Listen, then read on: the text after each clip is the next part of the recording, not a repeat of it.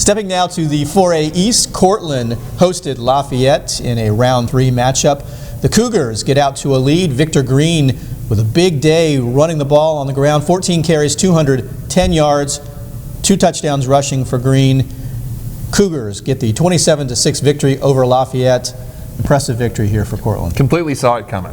Did you? Yeah, completely saw it coming. I feel like the Courtland and against these Bay River teams, they've been able to stop those guys. James Monroe's playing those teams. Courtland's been playing those teams.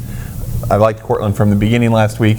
Saw it coming, and their defense is really impressive to me. They hold Lafayette to 141 yards rushing on 40 carries. That's less than 4 yards a carry. That's exactly what you want to do against these the wing T teams. Make them sort of grind it out. Don't let them hit any big plays. Don't let the counter go for a bunch of yards, things like that. And I think the Cougars, they controlled it defensively, especially throughout. Lafayette gets the late touchdown.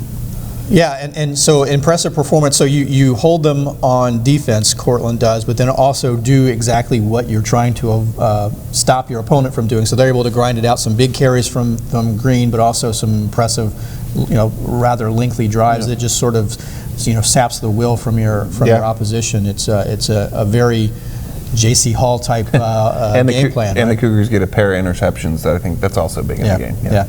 So Green is the player of the year, offensive player of the year. I think he was named for the conference. I got some offensive acknowledgments at least, and then from what I understand, so he's a Virginia Tech commit.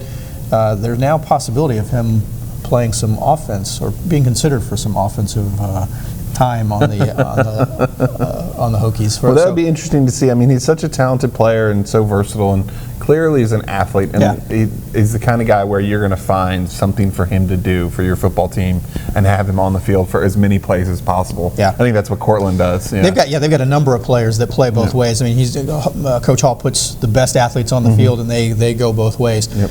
Now, so Courtland gets the victory. The spoils of that victory means that they get to take a trip down to the Tidewater area and take on a Lake Taylor team, defending state champion, undefeated.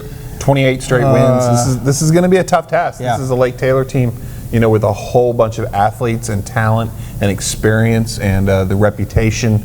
Dasmine Palmer last week, he had 187 yards, 3 scores on just 10 carries, and they were winning against Hanover. And Hanover didn't get it done offensively really, maybe as much as they would hope to, as the Hawks would have hoped to.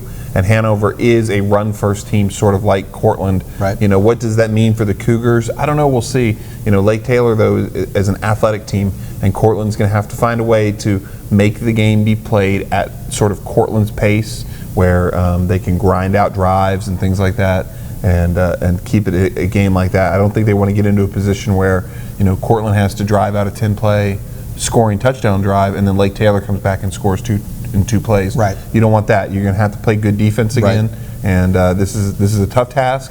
No one's been able to beat Lake Taylor in more than 2 years in the 4A. Here's Courtland's big chance. Daunting task. Yeah, I mean, I think it's not to say that they don't have a chance. So absolutely not. Absolutely you know as well as I do that anything can happen, and I think Courtland certainly has the capability. They are probably going to have to play a nearly flawless game, no turnovers, taking care of the ball, and very few penalties. I think they're going to have to play very clean in that regard. Yeah, and I think it's even more important maybe that their defense gets it done even more so than their offense. Make this a game that's we're in the 20s, in the low 20s, things like that, where Courtland can afford to keep grinding and so on and keep sticking to the things that they do best. That's the buck sweep, that's the trap, that's the counter. Stick it to those things. Hand it to Green and Lawson and Cheatham. They got Lawson back this past week, right? And that helps them out. And you still have Hokinson there, and then maybe every once in a while the quarterback hits a big play. You got Jabari Allen running downfield. Nick Grant on the other side too. I mean, they've got 2 very talented receivers. Courtland has the weapons and the talent and so on to stay with Lake Taylor. Now can they go out and do it?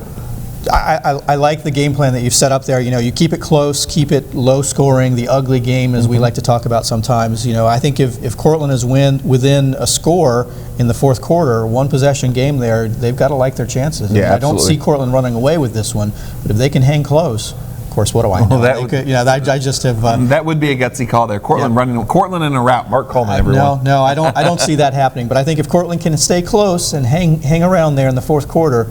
They've been in some close games. I don't think that Lake Taylor has been in too many close games, certainly not this season. Correct, They've really had a very significant points advantage in the games that they've played this season. Keep Lake Taylor close. And no mistakes. No mistakes. I think they can do it. So Courtland with the impressive 27-6 win over Lafayette. They will take on the Lake Taylor Titans in round 4.